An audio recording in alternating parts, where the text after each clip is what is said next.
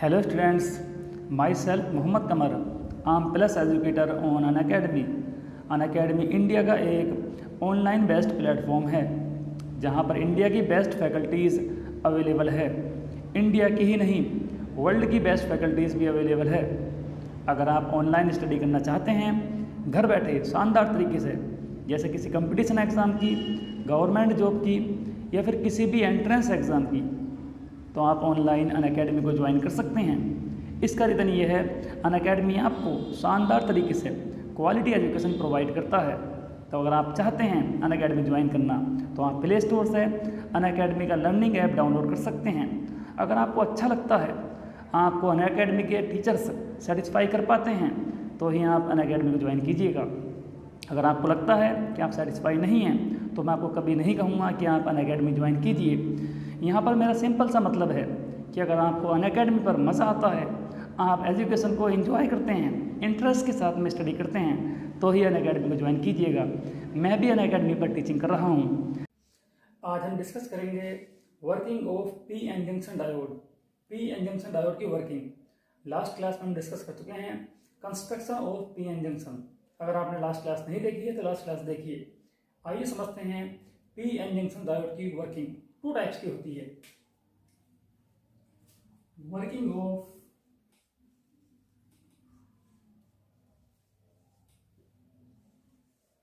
Diode,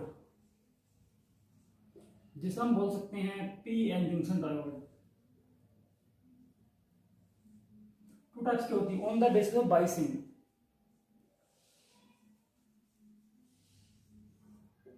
first होता है forward biasing.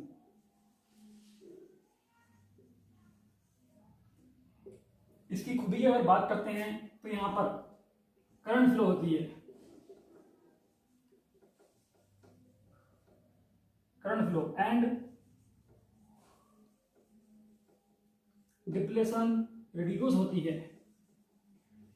Reduced depletion layer क्या हो जाती है, रिड्यूस खत्म हो जाती है, करंट फ्लो होती है। इसको हम बोलते हैं ऑन डायोड। ये काफी इंपॉर्टेंट प्रॉपर्टी है। जब होती है फॉरवर्ड बाइसिंग तो डायोड ऑन होता है, करंट फ्लो होती है, डिप्लेशन रीजन रिड्यूस होकर खत्म हो जाती है। ये काफी इंपॉर्टेंट प्रॉपर्टीज हैं। आइए देख लेते हैं। ये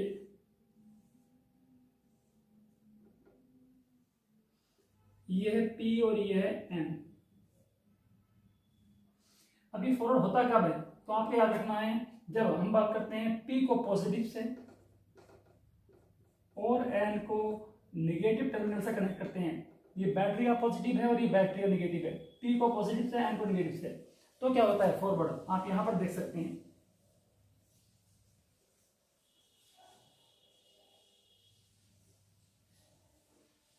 ये देखो, ये P टाइप और ये N टाइप है। यहां पर होती है डिप्लेशन रीजन, ये होता है जंक्शन, ये होती है डिप्लेशन रीजन।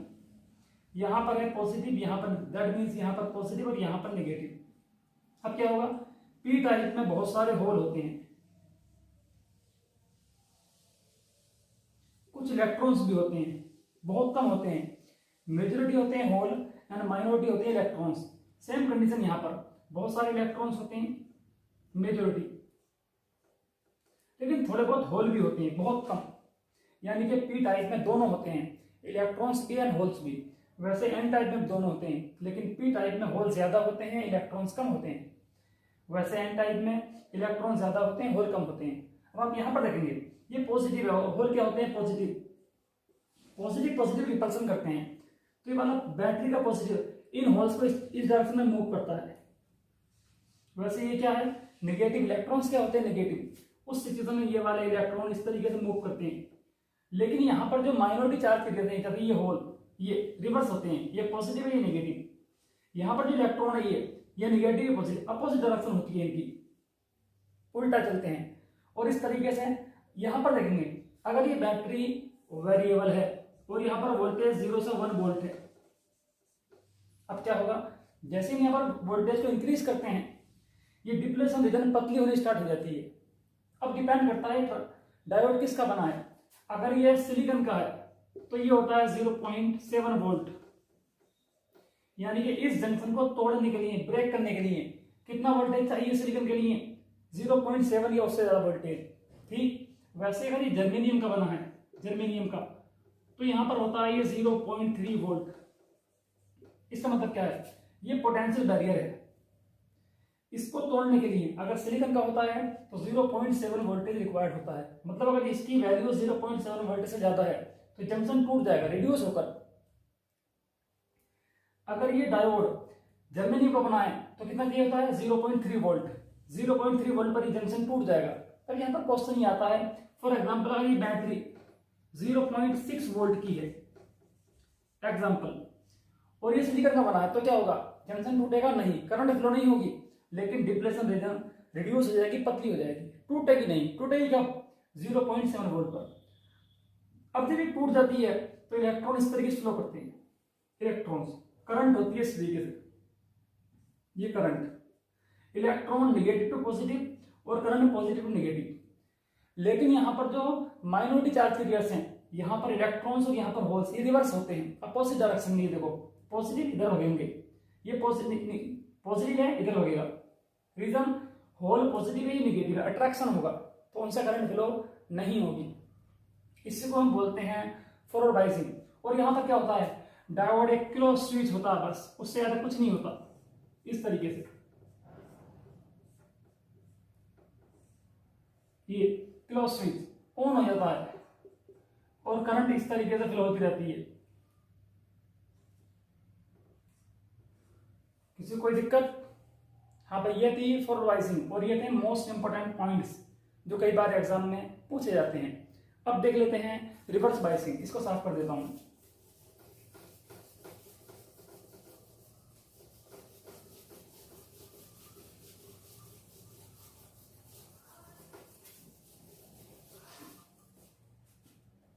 रिवर्स बायसिंग,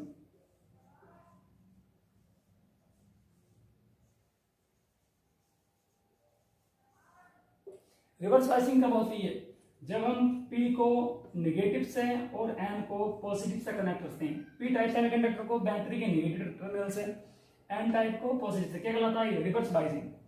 यहां पर प्रॉपर्टी क्या होती है? डिप्लेशन इंक्रीज होती है, बढ़ती है।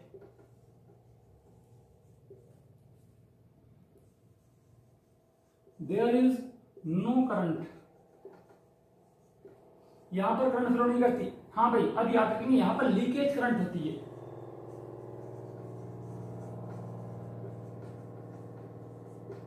Normal, there is no normal current. अब नॉर्मल करंट क्या होती है और लीकेज करंट क्या होती है, इसको हम डिटेल में समझेंगे। यहां पर क्या होती है? लीकेज करंट, नॉर्मल करंट नहीं होती है। डिप्लेशन रीजन इंक्रीज हो जाती है, करंट फ्लो नहीं करती। लेकिन कौन सी करंट होती है? लीकेज करंट होती है। आइए देख लेते हैं लीकेज करंट क्या होती है। और यहां पर इसको हम बोलते हैं ऑफ स्विच। क्या बोलते हैं इसको हम? डायोड को ऑफ स्विच। देख लो, ये है पी एन जंक्शन डायोड, ये है जंक्शन जे, और ये है डिप्लेशन रीजन। यहां पर होते हैं होल और यहां पर होते हैं इलेक्ट्रॉन। इसको बोलते हैं एनोड, इसको बोलते हैं कैथोड। अब यहां पर जो होल है इनमें इलेक्ट्रॉन भी होते हैं, यहां पर जो इलेक्ट्रॉन्स हैं इनमें होल भी होते हैं, लेकिन कम होते हैं। ये होता है पी टाइप, ये होता है एन टाइप। अब देखेंगे पी को हम नेगेटिव से बैटरी के, ये लो,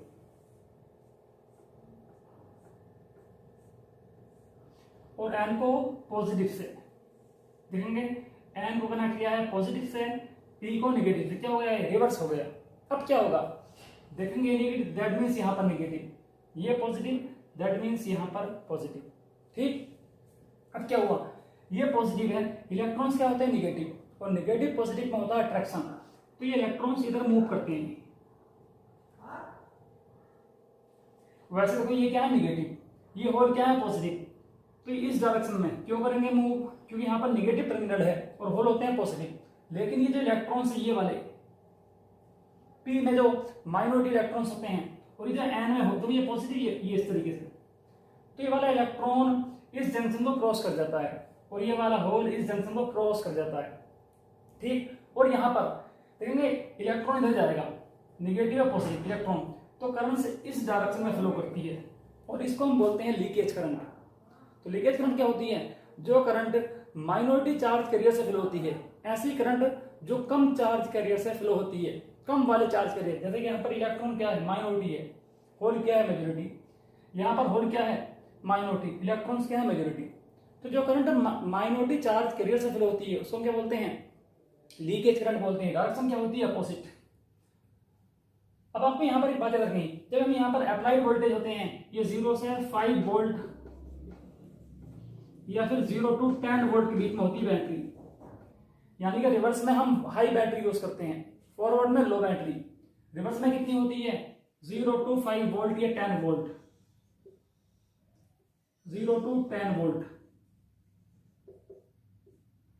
लेकिन जैसी बात करते हैं फॉरवर्ड की, 0 to 1 वोल्ट या 0 to 2 वोल्ट काफी होती है। अब यहाँ पर अपोजिट डायरेक्शन में करंट फ्लो होगी, लेकिन कैसी होती है? इस करंट की जो यूनिट होती है माइक्रो एम्पियर, मतलब ये करंट बहुत छोटी होती है, हम इसको नेग्लेक्ट कर देते हैं।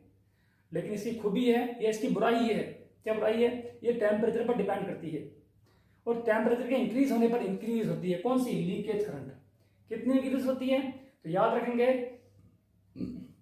हर 10 डिग्री पर डबल हो जाती है। जैसे फॉर एग्जांपल 5 डिग्री टेम्परेचर है और करंट कितनी है? 1 माइक्रो एम्पियर।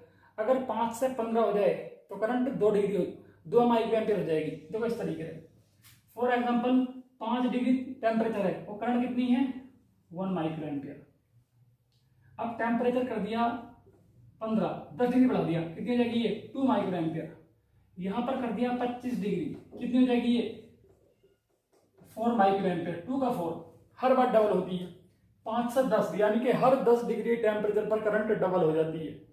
वैसे अगर मान लेते हैं यहाँ पर 35 डिग्री, कितनी हो जाएगी? 8, डबल। बहुत सिंपल सी बात है। तो ये होती है वर्किंग और ये होती है लीकेज करंट। लेकिन याद रखना ये करंट बहुत छोटी होती है, माइक्रो एम्पियर, जबकि नॉर्मल करंट होती है मिली एम्पियर में। इसलिए हम इस करंट को नेग्लेक्ट कर देते हैं, कोई दिक्कत वाली बात नहीं। इसी को हम क्या बोलते हैं? रिवर्स बायसिंग बोलते हैं। अब ग्राफ देख लेते हैं, काफी इंपॉर्टेंट ग्राफ होता है इसका। ये लो, ये अप्लाइड वोल्टेज वोल्ट में, यहां पर करंट होती है मिली एम्पियर में, यहां पर करंट होती है माइक्रो एम्पियर में। ये वाली होती है फॉरवर्ड करंट, ये वाली होती है रिवर्स करंट। ये होता है फॉरवर्ड बाइस और ये होता है रिवर्स बाइस। ये रिवर्स। जैसे हम बात करते हैं फॉरवर्ड की तो इस तरीके से ग्राफ होता है। ये जो पॉइंट होता है इसको हम बोलते हैं नी पॉइंट। इतनी करंट 0 क्यों रही? तो याद रखेंगे इसका मोस्ट इंपोर्टेंट पॉइंट यह है कि जब तक जंक्शन नहीं टूटता करंट 0 रहती है। और जंक्शन कब टूटता है? अगर सिलिकॉन का है तो 0.7 वोल्ट पर, और अगर जर्मेनियम का है तो 0.3 वोल्ट पर।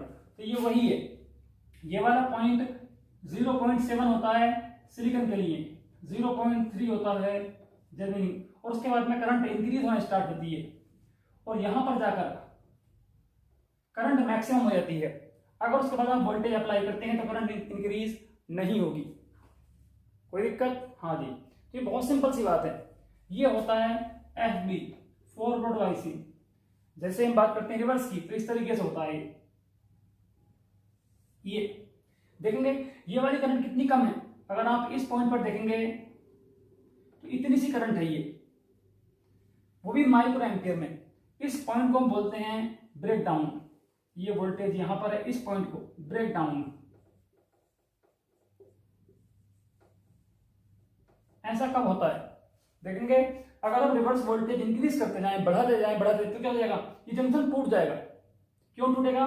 ये वाले होल इधर जाएंगे, ये वाले इलेक्ट्रॉन्स इधर जाएंगे और स्वीपिंग होती रहेगी। लेकिन अगर हम इस वोल्टेज को लगातार बढ़ाते हैं, इंक्रीज करते हैं, तो क्या होता है? ये जंक्शन टूट जाता है और जंक्शन टूटने पर करंट अचानक से बहुत बढ़ जाती है। और जब करंट अचानक से बहुत बढ़ती है क्या कहते हैं इसको? हम ब्रेक डाउन।